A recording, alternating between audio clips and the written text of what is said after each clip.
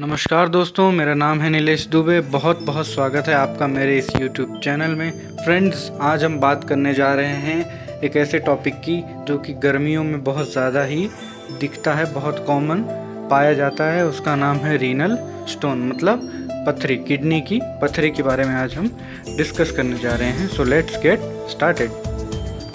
तो दोस्तों, renal stone एक किडनी की प्रॉब्लम है जिसमें होता क्या है कि किडनी में स्टोन्स मतलब पत्थर टाइप के क्रिस्टल्स जम जाते हैं, जिसको हम पथरी कहते हैं। आइए देखते हैं इसके कारण क्या क्या होते हैं। दोस्तों, जो सबसे पहला कारण है रीनल स्टोन यानी पथरी के होने का, वो है डिहाइड्रेशन यानी पानी की कमी होना। फ्रेंड्स, पानी की कमी अंदर और बाहर दोनों दिखती है, बट जो बाहर वाली पानी की कमी है वो आप मॉइस्चराइज़र लगा के कवर तो कर लेते हैं, लेकिन अंदर की जैसी की तैसी ही रह जाती है, जिसकी वजह से रीनल स्टोन का जो खतरा है वो बढ़ जाता है आपकी बॉडी में।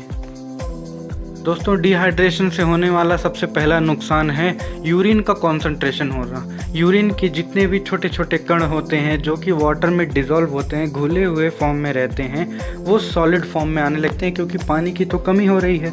अब पानी की कमी की वजह से जितने भी पार्टिकल हैं वो अपने सॉलिड फॉर्म में आ जाते हैं और एक जगह कलेक्ट होकर सॉलिड क्रिस्टल बना लेते हैं, जिसको हम कहते हैं रीनल स्टोन। बात करें दोस्तों रिस्क फैक्टर्स की, तो रिस्क फैक्टर मतलब कौन कौन सी ऐसी कंडीशंस होती हैं जिनमें रीनल स्टोन होने का फुल चांसेस होते हैं।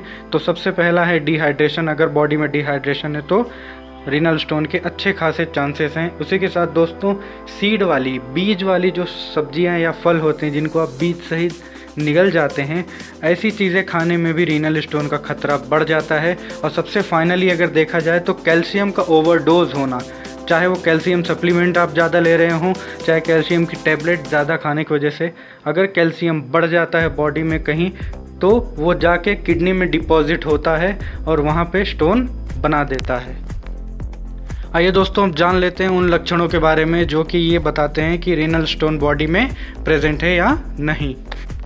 दोस्तों, सबसे पहला सिम्टम है बर्निंग ड्यूरिंग यूरिनेशन। अगर यूरिन डिस्चार्ज करते समय जलन की सेंसेशन हो रही है तो ये एक सिम्टम है रीनल स्टोन प्रेजेंट होने का।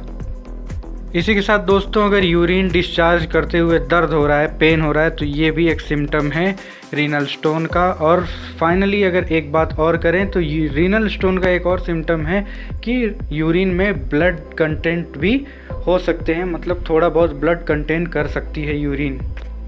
फ्रेंड्स, अब बात कर लेते हैं डायग्नोसिस के बारे में। डायग्नोसिस मतलब कैसे पता लगाएं कि रीनल स्टोन है या नहीं, और है भी तो कितना बड़ा है। फ्रेंड्स, अगर बात करें सबसे सिंपल तरीके की, तो आप अल्ट्रासोनोग्राफी करा सकते हैं रीनल स्टोन डिटेक्ट करने के लिए। वो आपको एकदम क्लियर कट आइडिया दे देगा कि रीनल स्टोन है या नहीं, और है तो कितना बड़ा है, कितने mm का है। आइए दोस्तों, बात कर लेते हैं ट्रीटमेंट की कि क्या ट्रीटमेंट हम कर सकते हैं रीनल स्टोन अगर बॉडी में आ गया है तो सबसे पहले फ्रेंड्स, आपके पास ट्रीटमेंट के लिए दो रास्ते होते हैं। सबसे पहला रास्ता ये कहता है कि सर्जिकल प्रोसीजर करवा लीजिए, सर्जरी करवा के रीनल स्टोन को निकलवा दीजिए। बट फ्रेंड्स, ये एक टेम्प्रेरी सोल्यूशन है। टेम्प्रेरी मैं इसलिए कह रहा हूँ क्योंकि डॉक्टर्स ने सर्जरी करके स्टोन तो निकाल दिया, बट स्टोन का जो कॉज है, जो उसका कारण है होने का, वो अभी भी बॉडी में ही है और वो रिपीट कर ही सकता है, और डेफिनेटली करता है। जैसे ही उसको फेवरेबल कंडीशन मिलती है, आपकी बीमारी वापस से आ जाती है।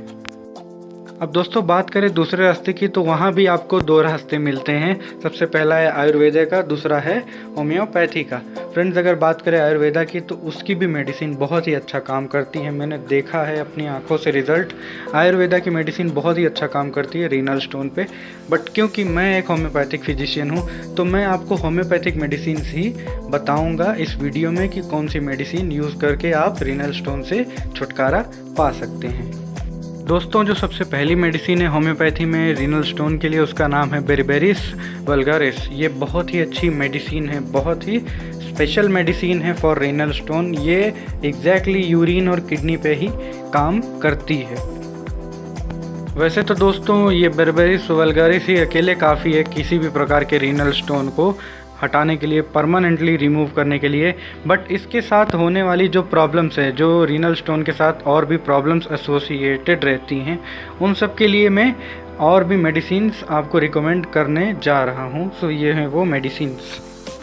फ्रेंड्स, बेरबेरिस वल्गारिस मेडिसिन के साथ आप लाइकोपोडियम मेडिसिन यूज़ कर सकते हैं। अगर आपकी यूरिन में सैंड जैसे पार्टिकल दिख रहे हों या यूरिन में रेडनेस हो, ब्लड टाइप के कंटेंट दिख रहे हों, तो आप लाइकोपोडियम यूज़ कर सकते हैं।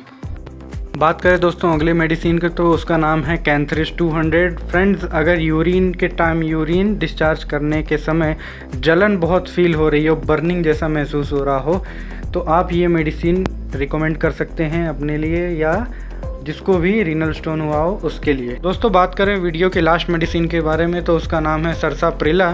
फ्रेंड्स, अगर यूरिन में बर्निंग के साथ साथ पेन भी हो रहा हो, दर्द भी बहुत हो रहा हो, तो ऐसी कंडीशन में आप ये मेडिसिन रिकमेंड कर सकते हैं। तो दोस्तों ये थी कुछ होम्योपैथिक मेडिसिन्स जो आपकी रीनल स्टोन में बहुत ही हेल्प कर सकती हैं, उसको क्योर करने के लिए, उसको ठीक करने के लिए। और फ्रेंड्स, अगर ये वीडियो पसंद आई हो तो आप प्लीज़ लाइक शेयर सब्सक्राइब करना बिल्कुल ना भूलें, साथ ही में उस बेल आइकन को प्रेस करना भी ना भूलें। Thank you, thanks for watching.